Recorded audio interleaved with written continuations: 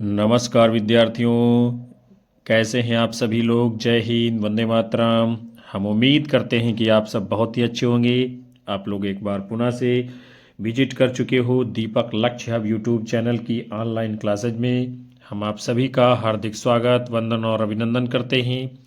आप सभी के मध्य में हिंदी साहित्य इतिहास के बहुत ही महत्वपूर्ण वैकल्पिक प्रश्नों की श्रृंखला को लेकर हम आपके बीच में हमेशा की तरह उपस्थित हैं, जो आप सभी के लिए EMRS, KVS, NBS, DSSS, UPLT, TGT, PGT, JIC lecturer व अन्य सभी परीक्षाओं में बहुत ही महत्वपूर्ण साबित होगी। तो आप सभी एक बार ईमानदारी पूर्वक सेशन को लाइक, कमेंट कर शेयर कर दीजिए और चैनल के ऊपर हमारे पहली बार आए हैं तो सब्सक्राइब कर लीजिए, बेल आइकन दबाइए, जिससे आने वाली कक्षाओं का नोटिफिकेशन आप तक पहुंचता रहेगा। तो चलिए हम सभी शुरुआत करते हैं आज के पहले महत्वपूर्ण प्रश्न के साथ में। मिश्र बंधुओं द्वारा रचित मिश्र बंधु विनोद कुल कितने भागों में विभक्त है। कई बार पूछा गया परीक्षा में प्रश्न आपके सामने है। 8, 3, 4 और 1 मिश्र बंधुओं की रचना है मिश्र बंधु विनोद। इसको कितने भागों में विभाजित किया है मिश्र बंधुओं जी ने। तो आप सभी ने इस प्रश्न का अपना उत्तर चुना है विद्यार्थियों, विकल्प सी। तो बिल्कुल सही जवाब आप लोगों का होगा, यानी मिश्र बंधु विनोद 4 भागों में विभाजित ग्रंथ है। और मिश्र बंधुओं में कौन कौन से लोग आते हैं। गणेश बिहारी मिश्र, श्याम बिहारी मिश्र, सुखदेव बिहारी मिश्र। ये भी पूछा गया है कई बार कि मिश्र बंधुओं में कौन कौन लोग आते हैं, कौन नहीं आते हैं। तो ये बड़ा ही महत्वपूर्ण प्रश्न आपके लिए यहाँ पर बन के तैयार हुआ। और इसके जो प्रथम 3 भाग हैं, इसका प्रकाशन 1913 में हुआ है। और जो चतुर्थ भाग है उसका प्रकाशन कब हुआ है, 1934 ईस्वी में। और एक महत्वपूर्ण बात है आपके लिए कि इस पुस्तक को कवि कीर्तन कहा गया है। क्या कहा गया, कवि कीर्तन संग्रह भी कहा गया है इसी पुस्तक को। फिर उसके बाद में आपका अगला प्रश्न है, आगरा बाजार जो नाटक है, आगरा बाजार का समापन किस नज्म से होता है। रोटी नामा, बंजारा नामा, आदमी नामा, शहर आसो।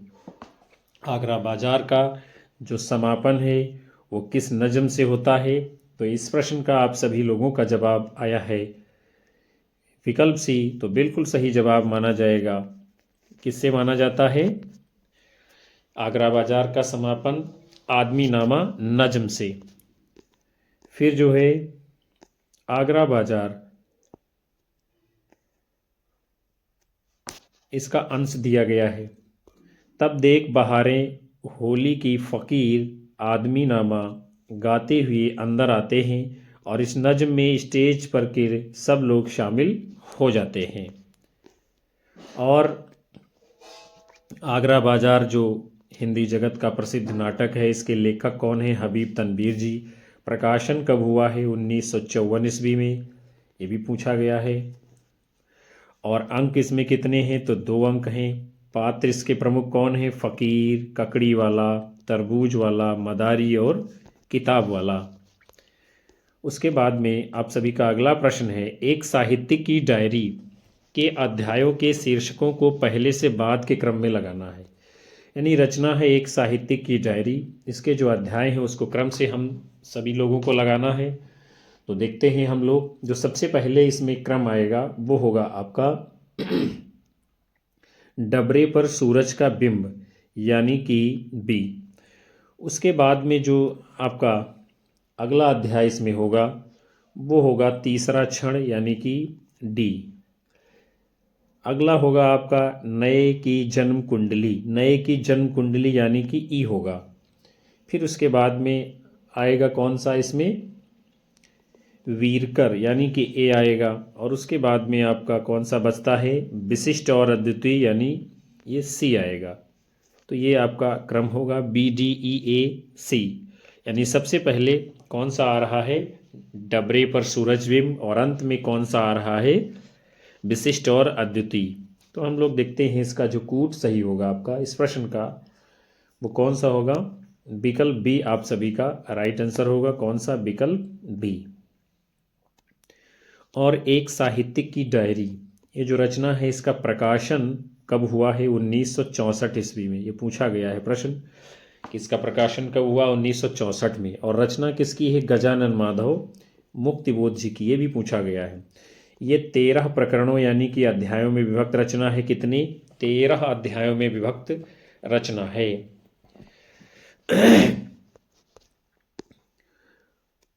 तीसरा क्षण जो है इस रचना का प्रथम अध्याय है। कौन सा? तीसरा क्षण ये प्रथम अध्याय है। डबरे पर सूरज ये तीसरा अध्याय है। नए की जन्म कुंडली ये 8वां अध्याय है। वीरकर ये 9वां अध्याय है। विशिष्ट और अद्वितीय ये 10वां अध्याय है। फिर जो है ये रचना जबलपुर से प्रकाशित वसुधा पत्रिका में, कब? जबलपुर से प्रकाशित वसुधा पत्रिका में 1957 से और 60 के बीच प्रकाशित हुई है। और यह नया खून पत्रिका में भी प्रकाशित हुई रचना है। किसमें? नया खून पत्रिका में भी प्रकाशित हुई है। इस रचना में केशव, कटुयान यानी कि इंदिरा, वीरकर और यशराज पात्रों के भी जिक्र हैं। किसके किसके? केशव, इंदिरा यानी कटुयान, वीरकर और यशराज पात्रों का जिक्र भी किया गया है एक साहित्यिक की डायरी रचना में। फिर आपका अगला प्रश्न है, जिस जाति की सामाजिक अवस्था जैसी होती है उसका साहित्य भी ठीक वैसा ही होता है। जातियों की क्षमता और सजीवता यदि कहीं प्रत्यक्ष देखने को मिल सकती है तो उनके साहित्य रूपी आईने में ही मिल सकती है। यह कथन किस लेखक का है? और बहुत ही ये महत्वपूर्ण कथन और महत्वपूर्ण प्रश्न है आपके एग्जाम के लिए। महावीर प्रसाद द्विवेदी, रामचंद्र शुक्ल, श्याम सुंदर दास और मुंशी प्रेमचंद, ये आपके विकल्प सामने हैं। प्रश्न को एक बार हम सभी लोग फिर से देख लेते हैं। जिस जाति की सामाजिक अवस्था जैसी होती है उसका साहित्य भी ठीक वैसा ही होता है।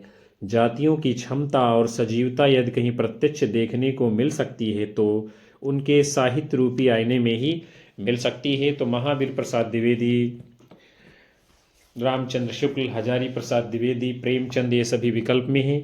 तो इसका सही जवाब क्या होगा? आप लोगों का उत्तर है विकल्प ए, तो राइट माना जाएगा। यानी महावीर प्रसाद द्विवेदी जी का ये बहुत ही महत्वपूर्ण कथन है जाति के संबंध में और साहित्य के संबंध में। और ये जो कथन है आप सभी ने देखा, ये कहाँ से लिया गया है? साहित्य की महत्ता निबंध से। कहाँ से लिया गया है? साहित्य की महत्ता निबंध से। फिर जो है महावीर प्रसाद द्विवेदी के निबंध के अन्य महत्वपूर्ण अंश हैं, जैसे कि ज्ञान राशि के संचित कोश का ही नाम साहित्य है। ये भी आपसे एग्जाम में कई बार पूछा गया है। ज्ञान राशि के संचित कोश का नाम ही साहित्य है, इसलिए मोस्ट इंपॉर्टेंट है आपके लिए। और ये कहाँ से लिया गया है? साहित्य की महत्ता निबंध से। फिर अगला है, सब तरह के भावों को प्रकट करने की योग्यता रखने वाली और निर्देश होने पर भी यदि कोई भाषा अपना निज का साहित्य नहीं रखती तो वह रूपवती भिखारिन की तरह कदापि आदरणीय नहीं हो सकती है। ये भी कथन किसका है? महावीर प्रसाद द्विवेदी का, साहित्य की महत्ता निबंध से। उसके बाद में अगला कथन है इसी निबंध का, ज्ञान, विज्ञान, धर्म और राजनीति की भाषा सदैव लोक भाषा होनी चाहिए। बहुत ही शानदार कथन है आपके एग्जाम के लिए, बड़ा ही महत्वपूर्ण है। ज्ञान, विज्ञान, धर्म और राजनीति की भाषा सदैव लोक भाषा होनी चाहिए। किस भाषा की बात करते हैं महावीर प्रसाद द्विवेदी जी? लोक भाषा की। फिर आपका अगला प्रश्न है, निम्नलिखित में से कौन से पात्र कोशी का घटवार कहानी के हैं? कोशी का घटवार कहानी के पात्र आपके सामने दिए गए हैं। कौन से हैं? रजुआ, लक्ष्मा, बहादुर, धर्म सिंह, गोसाई। तो इसमें ढूंढना है आपको कौन से पात्र हैं इस कहानी के। तो लक्ष्मा भी जो है कोशी का घटवार कहानी का पात्र है और धर्म सिंह भी कहानी के पात्र है और गोसाई भी हैं। कौन कौन से हैं? लक्ष्मा, धर्म सिंह, गोसाई, यानी बी डी और ई, ये जिस विकल्प में होंगे वही आपका सही जवाब माना जाएगा। और बी डी किस में है? आपके विकल्प सी में, और यही आपका राइट आंसर है आपके सामने। फिर जो है कोसी का घटवार, हिंदी जगत की बहुत ही महत्वपूर्ण कहानी है। किसकी है? शेखर जोशी जी की। क्या है? ये कहानी है। और इस कहानी के पात्र हैं गोसाई उमेद सिंह, हवलदार धर्म सिंह, नरसिंह प्रधान, सोबनिया, लक्ष्मा, सिपाही किशन सिंह और राम सिंह इत्यादि। ये सभी पात्र हैं, आपको ध्यान में रखने हैं। फिर जो है इस कहानी के हम महत्वपूर्ण प्रमुख अंश को देखते हैं। अभी अभी खप्पर में 1/4 से भी अधिक गेहूं शेष था। अभी अभी खप्पर में 1/4 से अधिक गेहूं शेष था। फिर अगला कथन है, बात अनहोनी तो है ही, जेठ बीत रहा है, आकाश में कहीं बादलों का नाम निशान नहीं है। बात अनहोनी तो है ही, जेठ जा रहा है, आकाश में कहीं बादलों का नाम निशान नहीं है। फिर जो है अगला कथन है कोसी का घटवार कहानी से, जिसके आगे पीछे भाई बहन नहीं, माई बाप नहीं, परदेश में बंदूक की नोक पर जान रखने वाले को छोकरी कैसे दे दे हम। फिर अगला है, इसमें चरेऊ शब्द का जिक्र है जिसका अर्थ है सुहाग चिन्ह। क्या है? इस कहानी में चरेऊ शब्द का जिक्र है जिसका अर्थ क्या है? सुहाग चिन्ह। बड़ी महत्वपूर्ण कहानी है, आप सभी को पढ़नी चाहिए। फिर अगला है, जिंदगी नामा उपन्यास में आए गीतों को उपन्यास में आने के अनुसार यानी पहले से बाद के क्रम में लगाना है। क्या है? जिंदगी नामा उपन्यास है और इसमें गीत भी हैं। तो देखते हैं हम लोग जो है कौन सा गीत पहले आएगा, कौन सा बाद में आएगा।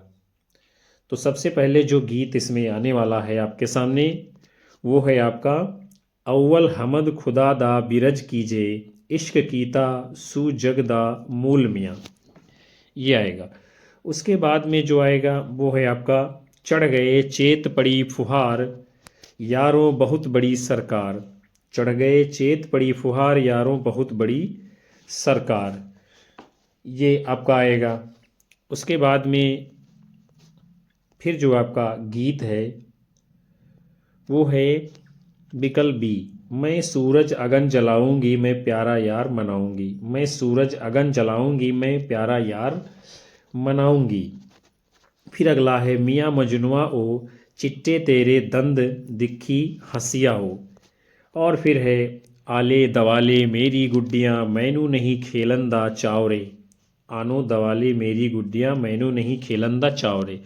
तो इसमें महत्वपूर्ण बात यही आपको जानना है सबसे पहले कि ये गीत इस उपन्यास में बहुत सारे आए हैं। तो आपका जो सही जवाब होगा वो है आपका विकल्प ए इसमें। और जिंदगी नामा ये किसका उपन्यास है? कृष्णा शोभती जी का उपन्यास है। पूछा गया है कई बार। प्रकाशन कब हुआ है? 1979 ईस्वी में। और ये पंजाब के एक गांव डेरा जट्टा पर आधारित है। कौन सा गांव का नाम है? डेरा जट्टा। मोस्ट इंपॉर्टेंट प्रश्न है इस उपन्यास के, सभी सारे पूछे गए हैं। किसका है? कृष्णा शोभती का। क्या है? उपन्यास है। प्रकाशन कब हुआ है? 1979 में। और गांव का नाम क्या है? डेरा जट्टा, जो कहाँ का गांव है? पंजाब का एक गांव है। और गीतों का क्रम आपने देखा, अव्वल हमद खुदादा बिरज कीजे, इश्क कीता सू जगदा मूल मियाँ। फिर अगला गीत है, चढ़ गए चेत पड़ी फुहार, यारों बहुत बड़ी सरकार। मैं सूरज अगन जलाऊंगी मैं प्यारा यार मनाऊंगी। मियाँ जमुनवा हो चिट्टे तेरे दंद दिखी हंसिया हो। आले दवाले मेरी गुड्डियाँ मैनू नहीं खेलंदा चावरे। फिर आपका जो है अगला प्रश्न है, भारत दुर्दशा नाटक में विभिन्न गीतों के ऊपर शैली यानी राग का नाम दिया गया है। निम्न में से किन किन का प्रयोग हुआ है? भारत दुर्दशा नाटक के विभिन्न गीत हैं, उनके ऊपर शैली राग का नाम दिया गया है। तो निम्न में से किस किस का प्रयोग नाटक में हुआ है? तो चलिए हम लोग देखते हैं कौन सा इसमें प्रयोग किया गया है। तो जो राग प्रयोग किए गए हैं भारत दुर्दशा नाटक के गीतों में वो है आपका, एक तो आप सभी जानते हैं लावनी है, फिर राग चैती गौरी है, और उसके बाद में राग काफ़ी है, लावनी, राग चैती, राग कॉफ़ी। तो ये सी, डी और ई, ये तीन जो है इसमें सही हैं भारत दुर्दशा नाटक के गीतों के राग के विषय में। तो सी, डी, ई जिसमें होगा वो आपका सही जवाब होगा। किसमें है? विकल्प सी में। यही कूट आपका सही है उत्तर के रूप में। फिर भारत दुर्दशा ये जो है 6 अंकों का है। कितने? 6 अंकों का। इसको लास्य नाटक या नाट्य रासक भी कहा जाता है। ये भी सब पूछा गया है। कितने अंक हैं? 6। क्या कहा जाता है? लास्य नाटक या नाट्य रासक कहा जाता है। प्रकाशन कब हुआ है? 1880 ईस्वी में। और इस नाटक के जो है विभिन्न गीतों में लावनी, राग चैती और राग काफ़ी ये सब प्रयोग किए गए हैं। इसके अतिरिक्त ताल धमार, धनाश्री का मेल, गजल इत्यादि भी है। और रोवह सब मिल आवह भारत भाई, ये भी पूछा गया है एग्जाम में। गीत किसका है? कहाँ से लिया गया है? रोवह सब मिल के आवह भारत भाई, ये लावनी गीत योगी के द्वारा गाया गया है। लावनी को मरहटी या ख्याल भी कहते हैं। क्या कहते हैं? मरहटी या ख्याल भी कहा जाता है लावनी को। फिर आपका अगला प्रश्न है, सूची 1 का सूची 2 से मिलान करना है। और बहुत ही महत्वपूर्ण प्रश्न है ये आपके लिए, आपकी परीक्षा के लिए। क्या है? एक तरफ है लेखक और दूसरी तरफ है यात्रा वृत्तांत, और बहुत ही महत्वपूर्ण अत्याधुनिक यात्रा वृत्तांत है ये आप सभी के सामने। तो सबसे पहले हैं आपके गोविंद मिश्र जी, और गोविंद मिश्र जी के यात्रा वृत्तांत का नाम क्या है? दरख्तों के पार शाम। दरख्तों के पार शाम, गोविंद मिश्र। फिर राम शरण जोशी जी हैं, इनका यात्रा वृत्तांत कौन सा है? राम शरण जोशी जी का अपनों के पास अपनों से दूर। बहुत ही शानदार यात्रा वृत्तांत है, अपनों के पास अपनों से दूर। फिर धर्मवीर भारती का आप सभी लोग जानते हैं, यात्रा चक्र है, बहुत पहले पढ़ रखा है। और रमेश चंद्र शाह का यात्रा वृत्तांत है बहुवचन। तो ये आपका जो है सही मिलान कर दिया गया है। दरख्तों के पार शाम गोविंद मिश्र, अपनों के पास अपनों से दूर राम शरण जोशी, यात्रा चक्र धर्मवीर भारती, और बहुवचन रमेश चंद्र शाह। और कूट के रूप में हम लोग देखते हैं जो सही उत्तर होगा इस प्रश्न के लिए वो है आपका विकल्प सी, राइट आंसर होगा। फिर जो है अन्य महत्वपूर्ण यात्रा वृत्तांतों को देखते हैं। एक लंबी छाह, ये यात्रा वृत्तांत किसका है? रमेश चंद्र शाह का। मोहन जोदड़ो यात्रा वृत्तांत किसका है? ओम थानवी का। खरामा खरामा यात्रा वृत्तांत ये किसका है? पंकज बिष्ट जी का। और वह कोई भी देश है महाराज, ये किसका है? अनिल यादव जी का यात्रा वृत्तांत। और सभी बेहद ही आपके लिए मोस्ट इम्पॉर्टेंट है यात्रा वृत्तांत।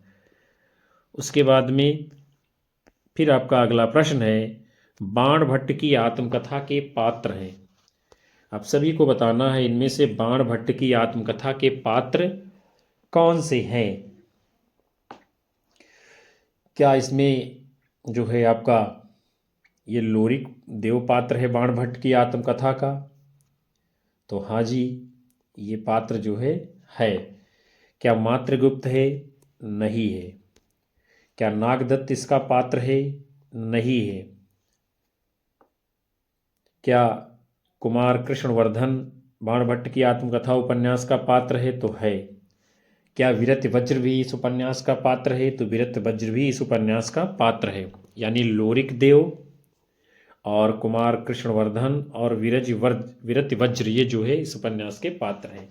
तो आपका सही जवाब इस प्रश्न के लिए कौन सा होगा? विकल्प बी, कूट के रूप में आपका उत्तर सही माना जाएगा। ए, डी, ई जो है इसी विकल्प में है। उसके बाद में बाण भट्ट की आत्मकथा, ये उपन्यास किसका है? आचार्य हजारी प्रसाद द्विवेदी जी का, आप सभी जानते हैं। और इस उपन्यास में जो है कुल 20 उच्छ्वास हैं। कितने? 20 उच्छ्वास, यानी जैसे कि अध्याय वगैरह होते हैं। और इसका प्रकाशन कब हुआ है? 1946 ईस्वी में। डॉक्टर बच्चन सिंह कहते हैं यह उपन्यास समाधिस्थ अवस्था में लिखा गया है। बहुत ही महत्वपूर्ण कथन है डॉक्टर बच्चन सिंह का। यह उपन्यास समाधिस्थ अवस्था में लिखा गया है। उसके बाद में देखते हैं हम लोग इस उपन्यास के पात्रों को प्रमुखता से। भैरवी, लोरिक देव, कुमार कृष्णवर्धन, विरतिवज्र, सुचरिता, चंद्रधीत यानी कि भट्टिनी, चंद्रधीत को भट्टिनी भी कहा गया है, न्यूनिया को निपुणिका कहा गया है। यानी न्यूनिया निपुणिका के नाम से प्रसिद्ध है और चंद्रधीत ये भट्टिनी के नाम से प्रसिद्ध है।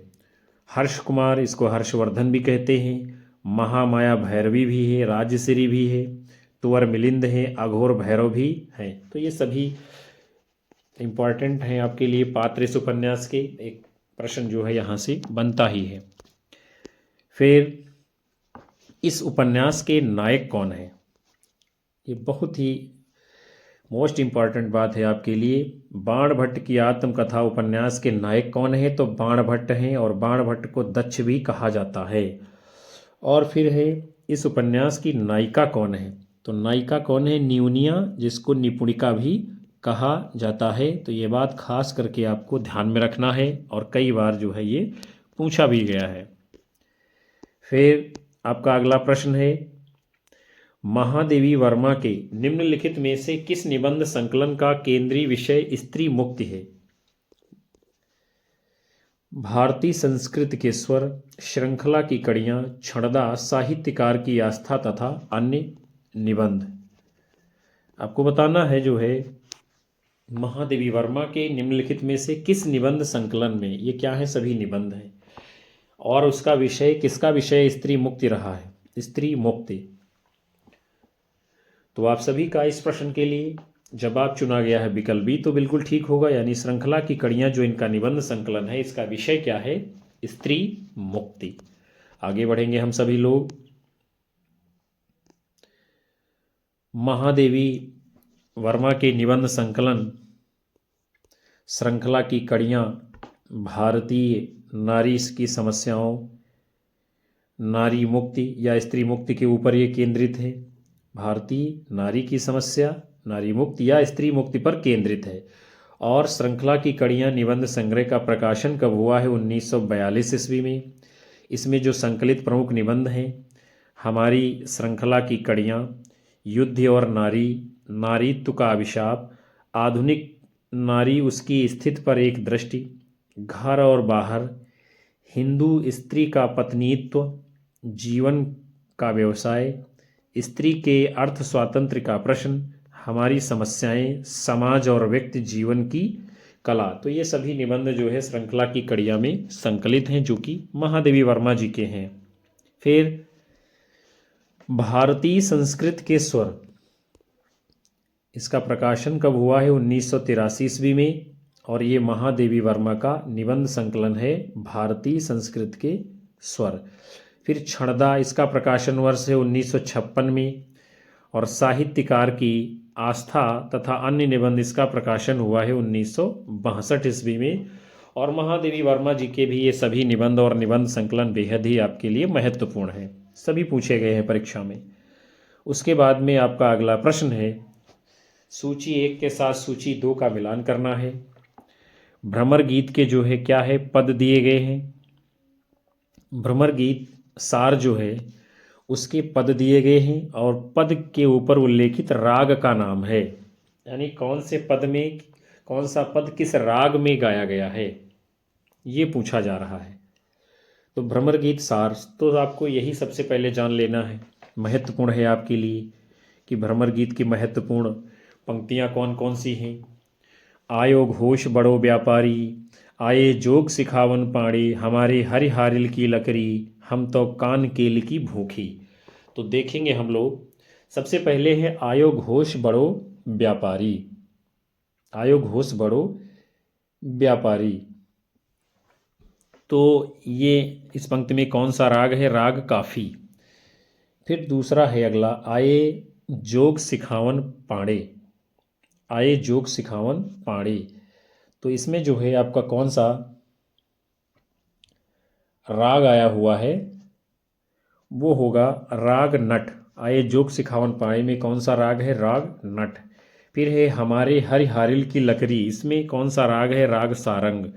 फिर है हम तो कान केल की भूखी, इसमें है राग धनाश्री। तो ये आपका जो है सही मिलान कर दिया गया है। और कूट के रूप में हम लोग देखते हैं, इसका जो सही उत्तर होगा आपका विकल्प सी राइट आंसर माना जाएगा। आयो घोष बड़ो व्यापारी, राग काफ़ी है। आए जोग सिखावन पाणी, राग नट है इसमें। हमारे हरि हारिल की लकड़ी, राग सारंग है। हम तो कान केल की भूखी, राग धनश्री है। फिर जो है अन्य इसकी जो है महत्वपूर्ण पंक्तियां हैं और उनके राग हैं, जैसे पहिले कर प्रणाम नंद सो समाचार सब दीजो, इसमें राग सारंग है। कहियो नंद कठोर भयो, इसमें राग सोरठा है। उधव मन अभिलाष बढ़ायो, राग कल्याण है। गोकुल सबय गोपाल उपासी, राग केदार है। जीवन मनु चाही को नीको, राग धनाश्री है। ए अलिक कहो जोग में नीको, इसमें राग बिलावल है। और ये सभी महत्वपूर्ण पंक्तियां हैं भ्रमर गीत सार की। लरिकाई को प्रेम कहो अल कैसे छूटत, इसमें राग धनाश्री है। उसके बाद में आपका अगला प्रश्न है, सूची 1 का सूची 2 से मिलान करना है। अमीर खुसरो द्वारा रचित पहेली है और पहेली का उत्तर है। महत्वपूर्ण है आप सभी के लिए और आसानी से आप लोग जवाब भी दे सकते हैं।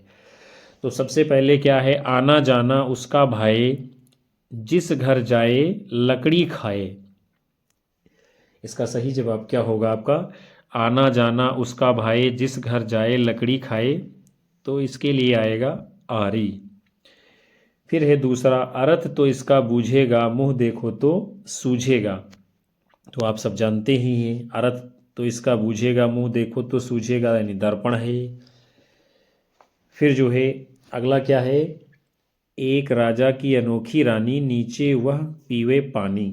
एक राजा की अनोखी रानी, नीचे से वह पीवे पानी। ये क्या है? दिए की बत्ती है। उसके बाद में अगली पहेली है, मिला रहे तो नर रहे, अलग होए तो नार। सोने का सा रंग है, कोई चतुरा करे विचार। तो इसके लिए क्या हो जाएगा आपका? चना हो जाएगा, मिला रहे तो। और कूट के रूप में जो आपका सही जवाब होगा इस प्रश्न के लिए, वो आपका विकल्पी कूट सही माना जाएगा। तो कई सारी पहेलियां आपने अमीर खुसरो की देखी, अलग अलग करके छोटे छोटे प्रश्नों के रूप में विभिन्न परीक्षाओं में पहेली भी पूछी गई है।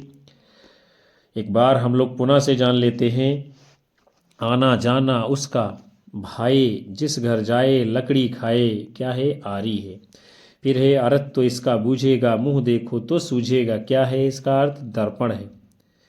फिर क्या है? एक राजा की अनोखी रानी, नीचे से वह पीवे पानी। इसका अर्थ क्या है? दिए की बत्ती। फिर अगला है आपका, मिला रहे तो नर रहे, अलग हुए तो नार। सोने का सा रंग है, कोई चतुरा करे विचार। इसका अर्थ क्या है? तो आपका चना हो जाएगा। तो प्यारे विद्यार्थियों और साथियों, आज के इस खूबसूरत सेशन को हम यहीं पर समाप्त कर रहे हैं, जिसके अंतर्गत आप सभी लोगों ने हिंदी साहित्य इतिहास के बहुत ही महत्वपूर्ण प्रश्नों की श्रृंखला को देखा जाना समझा। हम उम्मीद करते हैं ये सेशन आप सभी लोगों को पसंद आया होगा और यहाँ से कई सारे प्रश्न आपकी परीक्षा में देखने को मिलेंगे। कक्षा को लाइक करिए, अपने साथी मित्रों में शेयर करिए और साथ ही अपने अधिकतम साथी मित्रों को हमारे चैनल से अवश्य जोड़ते रहिएगा। आप सभी लोगों का प्यार मिलता रहेगा, हमें ऊर्जा मिलती रहेगी और हम आप सभी लोगों को अनवरत रूप से कक्षाएं देते रहेंगे। और उन सभी विद्यार्थियों का हार्दिक आभार, धन्यवाद जो अंत तक कक्षा को वॉच करते हैं। मिलेंगे हम जो है आपको पुनः से अगले सेशन में। तब तक के लिए आप सभी को नमस्कार, धन्यवाद, जय हिंद, वंदे मातरम, बाय बाय, शुभ रात्रि आप सभी लोगों को विद्यार्थियों।